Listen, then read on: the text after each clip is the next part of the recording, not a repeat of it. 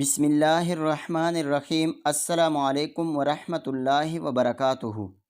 سلطان صلاح الدین ایوبی رحمۃ اللہ علیہ نے جب مصر شہر کو فتح کیا تو اس کے بڑے بڑے بازار جو کہ تجارت کے لحاظ سے بہت مشہور اور سونے کی چڑیا تھی، یہ بھی مسلمانوں کے قبضہ میں آ گئے، اور سلطان صلاح الدین ایوبی رحمۃ اللہ علیہ یہ بخوبی جانتے تھے کہ یہ بازار مسلمانوں کی معیشت کو مضبوط کرنے میں اہم کردار ادا کریں گے، اور میری رعایا اور تاجروں دونوں کو ان بازاروں سے کافی فائدہ ہوگا۔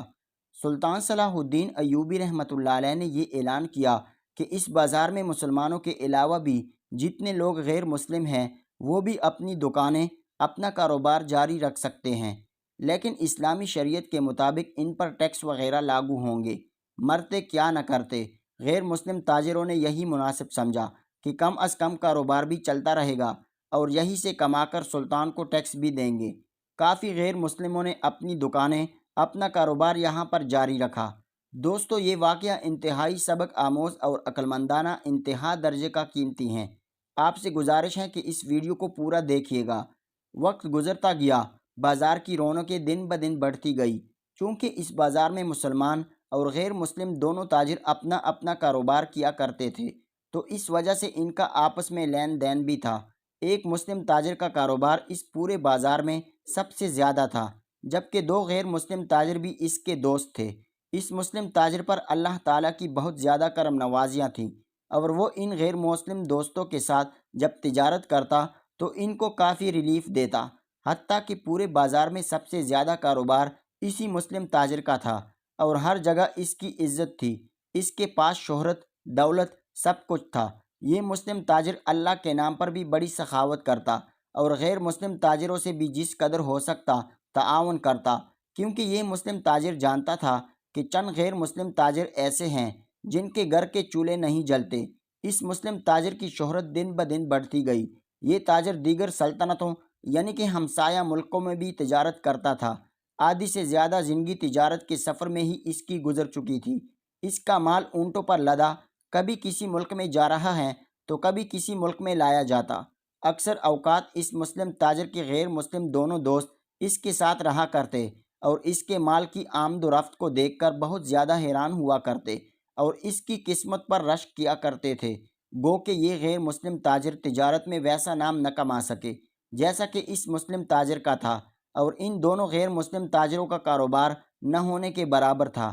اس مسلم تاجر کے ایک غیر مسلم تاجر دوست کی جب شادی ہوئی تو اس کی شادی کا سارا خرچ مسلم تاجر نے خود اپنے ذمے لگایا، اور جب دوسرے غیر مسلم دوست تاجر کی بیٹی پیدا ہوئی تو اس کی بیٹی کو 2 اونٹ تحفے میں بھی پیش کیے، اور یہ غیر مسلم تاجر شادی کے بعد کسی یہودی کا بھی مقروض تھا، جبکہ اس بات کا علم اس کے مسلم تاجر دوست کو نہیں تھا۔ ایک دن جب یہ مسلم تاجر اپنے اس غیر مسلم دوست کے گھر گیا تو کیا دیکھتا ہے کہ ایک یہودی اس کے گریبان کو پکڑے ہوئے اسے گالیاں بھی دے رہا ہے اور اپنا قرض لینے کا تقاضا بھی کر رہا ہے، لیکن یہ آگے سے خاموش ہیں۔ آخر میں جاتے ہوئے اس یہودی نے اس کو 2 دن کا مزید وقت دیا اور کہا کہ اگر تو نے میرا قرض واپس نہ کیا تو میں تیری بیٹی کو اٹھا کے لے جاؤں گا۔ یہ سب دیکھ کر یہ مسلم تاجر بجائے اپنے دوست کے گھر جانے کے وہیں سے واپس لوٹا اور اپنے گھر چلا گیا، لیکن یہ ساری رات بے چین رہا۔ یہ اپنے دوست کی بے عزتی برداشت نہیں کر سکا اور صبح صبح اپنے گھوڑے پر سوار ہوا اور اس یہودی کے دروازے پر جا پہنچا۔ اس سے پوچھا کہ تم نے میرے دوست کی بے عزتی کیوں کی؟ اس یہودی نے جواب دیا کہ اس شخص نے میرا مقررہ تاریخ پر قرض واپس نہیں کیا۔ تو اس تاجر نے اشرفیوں کی تھیلی اس کے منہ پر ماری اور کہا، اس تھیلی میں اشرفیاں تیرے قرض سے 4 گنا زیادہ ہیں، اور جاتے ہوئے اس یہودی کے گریبان کو پکڑ کر کہا کہ آئندہ کسی مجبور شخص کو گالی مت دینا۔ یہودی بہت شرمندہ ہوا اور اپنا سا منہ لے کر رہ گیا۔ اس کے بعد یہ مسلم تاجر سیدھا اپنے اس غیر مسلم تاجر دوست کے پاس گیا، اس کا دروازہ کھٹکھٹایا۔ جب وہ باہر نکلا تو اس نے اس کے منہ پر تھپڑ رسید کر دیا اور کہا، تجھے شرم آنی چاہیے، مجھے تم اپنا دوست بھی کہتے ہو اور اپنے مسائل بھی مجھ سے چھپاتے ہو۔ ایسا نہیں کرتے میرے دوست، حقیقی دوست وہی ہیں جو دکھ سکھ کا ساتھی ہو۔ میں نے تیرا قرض واپس کر دیا، اب وہ دوبارہ تیرے دروازے پر نہیں آئے گا۔ یہ سنتے ہی اس غیر مسلم تاجر کی آنکھوں میں آنسو آ گئے، مگر کچھ نہ بولا اور خاموشی سے اس کے گلے لگ گیا۔ حتیٰ کہ ان کی دوستی کی داستان پورے علاقے میں مشہور تھی، اور غیر مسلم اور مسلم جانتے تھے کہ یہ لوگ آپس میں بہت گہرے دوست ہیں، اور پورا بازار ان کی دوستی پر رشک کرتا تھا، اور اکثر کہا کرتے تھے کہ کاش اس مسلم تاجر جیسا دوست کوئی ہمارا بھی ہوتا، جو بھائیوں سے بڑھ کر ہوتا، جو ہماری پریشانی دکھ میں ہمارا ساتھ دیتا۔ ایک دفعہ اس مسلم تاجر کا تجارتی قافلہ مصر کے بازار سے حلب کی طرف روانہ ہوا۔ چونکہ یہ سفر بہت زیادہ طویل تھا، اس لیے گھر سے ہی کھانے پینے کا سامان اونٹوں پر لاد کر یہ مسلم تاجر اور اس کے دونوں غیر مسلم تاجر دوست نکلے۔ جب سفر زیادہ طے ہو گیا تو یہ مسلم تاجر بہت زیادہ تھک چکا۔ اس نے کہا کہ کسی جگہ پر خیمہ لگا کر کچھ دیر آرام کرتے ہیں۔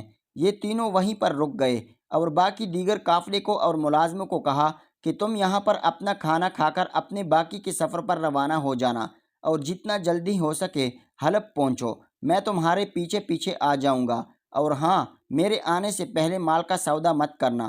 قافلہ آگے بڑھا اور یہ تینوں ایک گنے درخت کے نیچے کھانا کھانے لگے۔ تینوں نے مل کر کھانا کھایا۔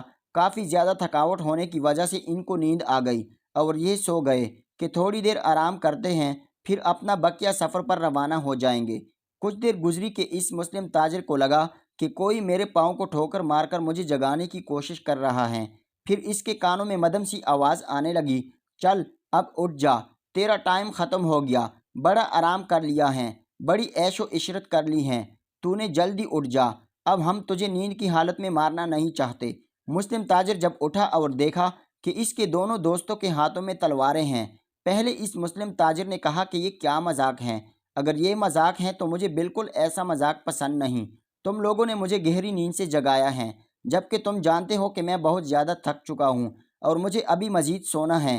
اس کے دونوں غیر مسلم تاجروں نے یک زبان ہو کر کہا، ہمارے دوست آج تجھے ہمیشہ کی نیند سلا دیں گے۔ یہ سنتے ہی اس مسلم تاجر کی آنکھوں سے نیند غائب ہو گئی، اور اس نے دیکھا کہ یہ کوئی مذاق نہیں کر رہا ہے میرے ساتھ، بلکہ ان کی آنکھوں میں وحشت صاف نظر آ رہی تھی۔ ایسی وحشت اس نے کبھی ان کی آنکھوں میں پہلے نہیں دیکھی تھی۔ پھر اس نے کہا، دوستو، تم کیوں میری جان کے دشمن بنے ہوئے ہو؟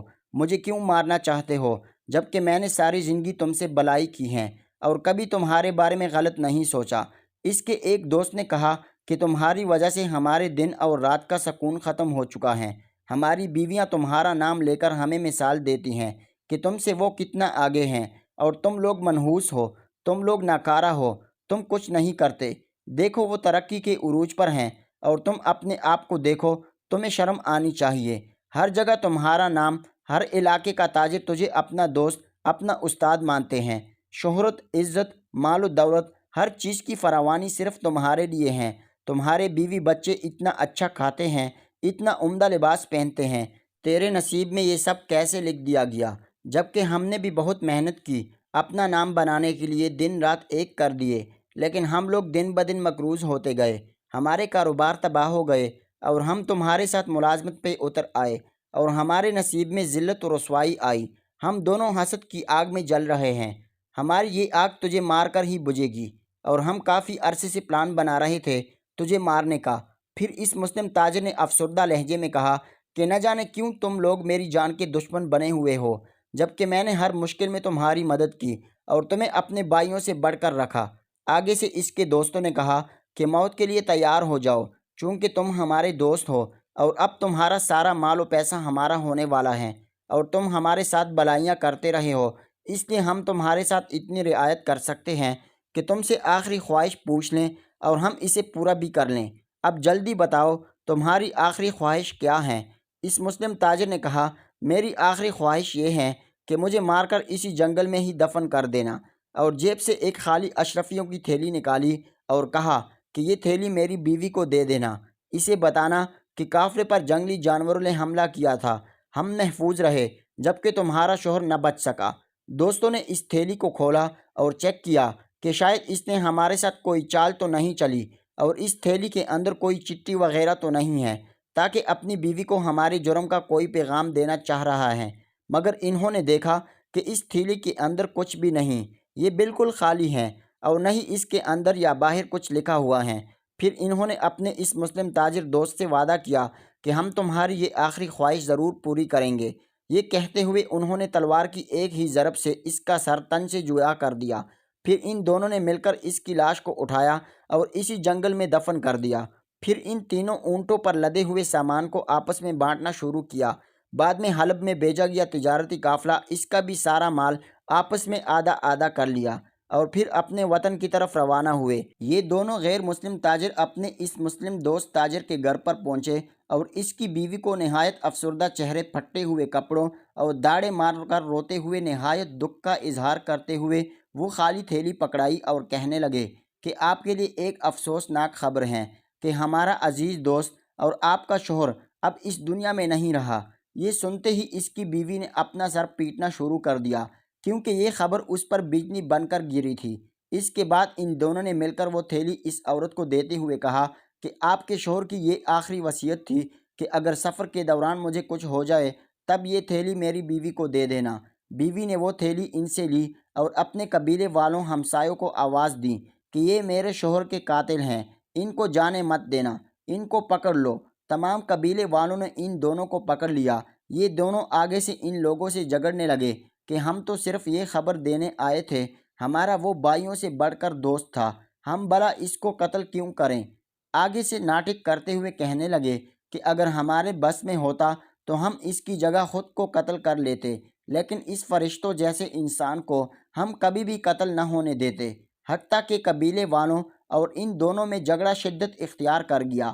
یہ سب دیکھتے ہوئے سلطان صلاح الدین ایوبی رحمۃ اللہ علیہ کے وزیر اور سپاہیوں نے اس سارے معاملے کی چھان بین کی تو وزیر نے کہا کہ میری سمجھ سے یہ بالاتر ہیں۔ اس نے سپاہیوں کو حکم دیا کہ ان دونوں تاجروں اور باقی تمام لوگوں کو پکڑ کر سلطان صلاح الدین ایوبی رحمۃ اللہ علیہ کی عدالت میں حاضر کیا جائے تاکہ اس معاملے کو سلجھایا جا سکے، کیونکہ حالات اس قدر گمبھیر ہو چکے ہیں کہ اس کو کوئی عام آدمی نہیں سنبھال سکتا۔ لہٰذا تمام لوگوں کو پکڑ کر سلطان صلاح الدین ایوبی رحمۃ اللہ علیہ کی عدالت میں پیش کیا گیا۔ پھر سلطان نے اس سارے معاملے کے بارے میں چھان بین کی تو دونوں تاجروں نے اور اس مسلم تاجر مقتول کی بیوی نے تمام واقعہ اپنے اپنے انداز میں بیان کیا، جبکہ وہ دونوں غیر مسلم تاجر کہہ رہے ہیں کہ سلطان معظم، ہمارا دوست سفر کے دوران جنگلی جانوروں کا شکار ہوا تھا، وہ ہمارا بھائی تھا، ہم نے اس کا قتل بالکل نہیں کیا، ہم تو ایسا سوچ بھی نہیں سکتے، ہم نے تو اس کی وصیت پر عمل کیا جو کہ اس نے کئی دن پہلے کی تھی کہ اگر مجھے سفر کے دوران کچھ ہو جائے تو یہ خالی تھیلی میری بیوی کو دے دینا۔ اب جب کہ ان کے ساتھ حادثہ پیش آیا اور ہم نے اس کی وصیت پر عمل کیا تو انہوں نے الٹا ہم پر ہی الزام لگا دیا۔ پھر سلطان صلاح الدین ایوبی رحمۃ اللہ علیہ نے اس مسلم تاجر کی بیوی سے پوچھا کہ تم نے یہ سب اتنے وثوق سے کیسے کہہ سکتی ہو کہ ان دونوں نے تمہارے شوہر کو قتل کیا ہے، جبکہ تم تو وہاں پر موجود بھی نہیں تھی اور نہ ہی کوئی گواہ موجود ہیں جس نے تجھے خبر دی ہو کہ تمہارے شوہر کو ان دونوں نے قتل کیا ہے۔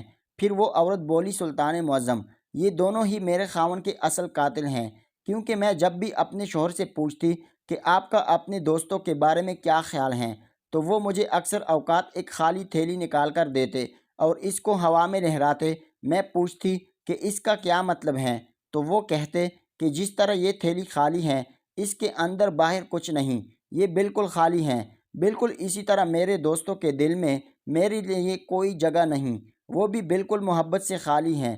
لاکھ وفائیں کروں مگر ان کے نزدیک میری قیمت اس خالی تھیلی سے زیادہ نہیں۔ تو میں نے اپنے شوہر سے کہا کہ جب آپ کو یہ سب معلوم ہے تو پھر آپ نے ان غیر مسلموں کو اپنا دوست کیوں بنایا ہوا ہے؟ تو میرے شوہر نے مجھ سے کہا تھا کہ ان بیچاروں کا کوئی کاروبار نہیں، سب تباہ ہو گیا ہے اور یہ لوگ مقروض ہیں، اگر میں ان کا ساتھ نہ دوں تو ان کے بیوی بچے بھوک سے مر جائیں گے، میں تو صرف اللہ تعالیٰ کی خوشنودی حاصل کرنے کے لیے ان کے ساتھ ہوں، اگر میں ان کا دوست بھی نہ رہا تو نہ ہی ان کے گھر چولہے جلیں گے اور نہ ہی یہ مجھ سے کوئی چیز مانگ سکیں گے۔ اور کہنے لگے کہ مجھے ارد گرد کے لوگوں سے علم ہو جاتا ہے کہ یہ دونوں میرے دوست لوگوں کے درمیان میری برائی کرتے ہیں، مجھ سے حسد کرتے ہیں، یہاں تک معلوم ہوا ہے کہ یہ مجھے جان سے بھی مارنا چاہتے ہیں۔ عورت کی یہ تمام باتیں سن کر تمام مجمع اور دربار میں موجود تمام لوگ حتیٰ کہ سلطان صلاح الدین ایوبی رحمۃ اللہ علیہ بھی حیران تھے۔ یہ عورت سانس لیے بغیر بولی، سلطان معظم، یہ خالی تھیلی اس بات کی دلیل ہے کہ انہوں نے میرے شوہر کو مار دیا۔ پھر یہ عورت داڑے مار مار کر رونے لگی۔ سلطان صلاح الدین ایوبی رحمۃ اللہ علیہ نے اس عورت کو چپ کروایا اور اس سے وہ خالی تھیلی لی اور اس پر غور کرنا شروع ہو گئے۔ تمام وزیر، مشیر اور دربار کے لوگ بڑے حیران تھے کہ سلطان معظم اس تھیلی کو اتنے غور سے کیوں دیکھ رہے ہیں۔ کچھ دیر غور و فکر کرنے کے بعد سلطان کو معلوم ہوا کہ اس تھیلی کے اندر کچھ نظر نہ آنے والے الفاظ لکھے ہیں جو کہ ایک پھول کی شکل میں بنے ہوئے ہیں۔ پھر سلطان صلاح الدین ایوبی رحمۃ اللہ علیہ نے اپنے قریبی وزیر علی بن سفیان کو وہ تھیلی دی کہ اس تھیلی کو الٹا کر کے دیکھو۔ تو علی بن سفیان نے سلطان سے کہا کہ سلطان معظم، اس پھول کے اندر کچھ نہ کچھ لکھا ہوا ہے، لیکن یہ لکھائی تو فلاں چرچ کا پادری ہی بتا سکتا ہے کہ اس کے اوپر کیا لکھا ہے۔ جب اس پادری کو سلطان صلاح الدین ایوبی رحمۃ اللہ علیہ کی عدالت میں پیش کیا گیا تو اس نے دیکھا اور تمام لوگوں کو بتایا کہ اس کے اوپر دو نام لکھے ہوئے ہیں جو کہ فلاں فلاں ہیں۔ جب سلطان صلاح الدین ایوبی رحمۃ اللہ علیہ نے ان دونوں تاجروں سے جو کہ غیر مسلم تھے ان سے ان کا نام پوچھا تو وہی نام نکلے۔ پھر سلطان صلاح الدین ایوبی رحمۃ اللہ علیہ نے اس خالی تھیلی کو ہوا میں لہراتے ہوئے کہا، گواہ رہنا، مقتول پہلے سے ہی اپنے قاتلوں کے ارادے جانتا تھا، اس لیے ان کا نام پہلے سے لکھا ہوا تھا۔ افسوس کہ قاتل خود ہی اپنے خلاف ثبوت لے کر عدالت میں آ چکے ہیں، جبکہ یہ سب اللہ تعالیٰ کی رضا کے بغیر نہیں ہو سکتا۔ اللہ تعالیٰ نے ان کو ننگا کرنا تھا۔ عدالت میں موجود ہر شخص حیران تھا، پریشان تھا کہ ایسا زمانہ آ چکا ہے، اتنے ہمدرد دوست کو بھی جس نے ان دونوں کا سگے بھائیوں سے بڑھ کر خیال رکھا، لیکن ان بدبختوں نے اس بیچارے کو موت کے گھاٹ اتار دیا۔ اس وقت سلطان صلاح الدین ایوبی رحمۃ اللہ علیہ نے تاریخی الفاظ کہے کہ غیر مسلم تمہارے کبھی بھی دوست نہیں ہو سکتے، چاہے وہ تمہیں سونے کا نوالا ہی کیوں نہ کھلائیں۔ اور پھر کہا کہ جب بھی کسی کے ساتھ سفر کرو تو اس کی آنکھوں میں غور سے دیکھو کہ اس کا شمار دوستوں میں ہوتا ہے یا دشمنوں میں، اس کے بعد اپنا بقیہ سفر شروع کریں۔